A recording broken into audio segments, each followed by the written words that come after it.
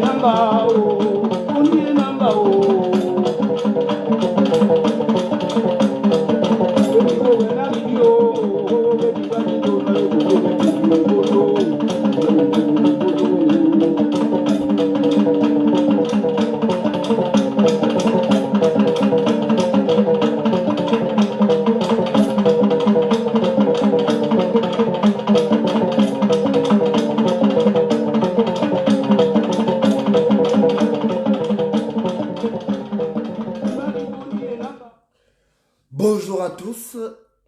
cavale de Patrick Assoumou Eyi, alias Capello, n'aurait été que de courte durée. Selon une source proche de la gendarmerie nationale gabonaise, il aurait été rattrapé à Toum, le chef-lieu du département du Komomunda, à 38 km de Libreville. D'après la source, Patrick Assoumou Eyi, alias Capello, tentait de rallier un pays voisin, notamment la Guinée équatoriale, mais il serait retrouvé donc coincé à ce niveau à cause donc des postes de contrôle qui jalonnent le chemin.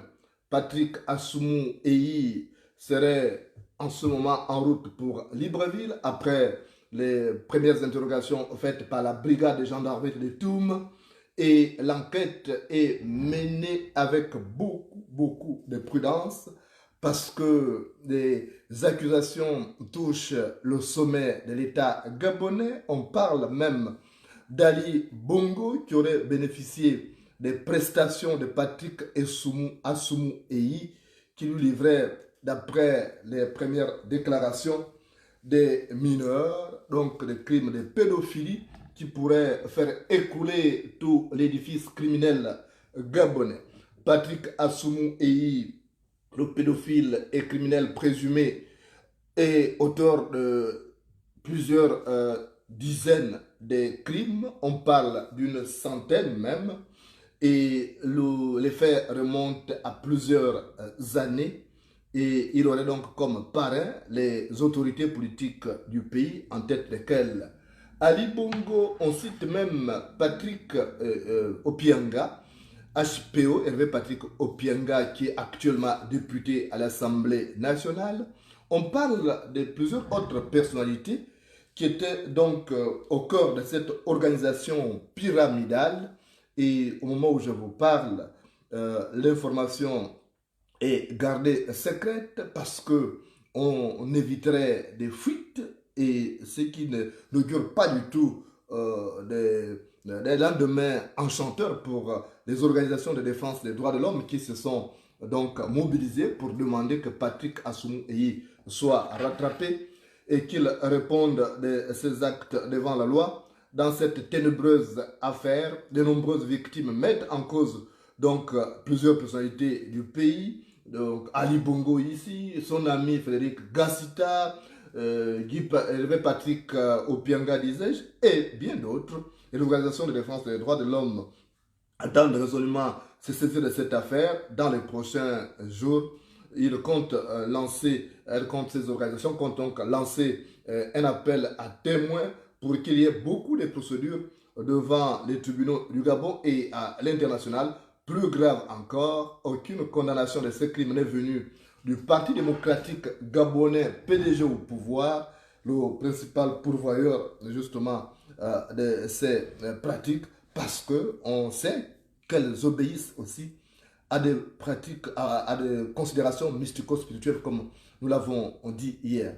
On va voir les choses un peu plus claires dans la journée, mais on redoute à Libreville que ces prédateurs sexuels présumés subissent le sort de ces dévanciers, un de ces dévanciers qui avait été donc mis en cause, Nduna qui a été traqué pendant plusieurs mois, rattrapé au Congo, ramené au Gabon. Il a été finalement empoisonné et il est mort quelques jours après sa libération. Et pour taire cette affaire, il n'est pas à exclure que le présumé prédateur sexuel Patrick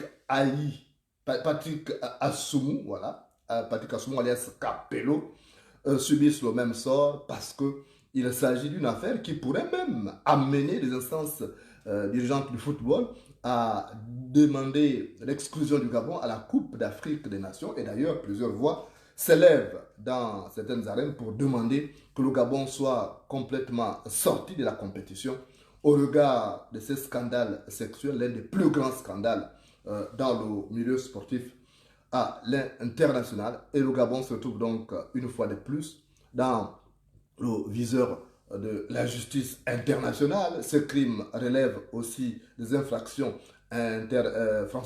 transfrontalière, étant donné qu'il y a aussi des mineurs qui sont impliqués dans cette affaire. On parle d'actes de pédophilie, et donc ça suppose des enfants de moins de 17 ans, et on a vu donc plusieurs jeunes qui étaient en train de s'entraîner, subir justement les assauts sexuels de ces prédateurs sexuels jamais assouvis dans leur libido. Et Patrick Assoumou Eyi, alias Capello, pourrait nous édifier sur cette organisation pyramidale qui sévit au Gabon, d'après les premières informations, depuis 1990, donc peu avant même le printemps démocratique, et au moment où même Omar Bongo, l'actuel président gabonais Ali Bongo, était encore au pouvoir. Ça veut dire qu'il y a plus que la centaine de personnes, mais peut-être des milliers même, parce que la plupart des joueurs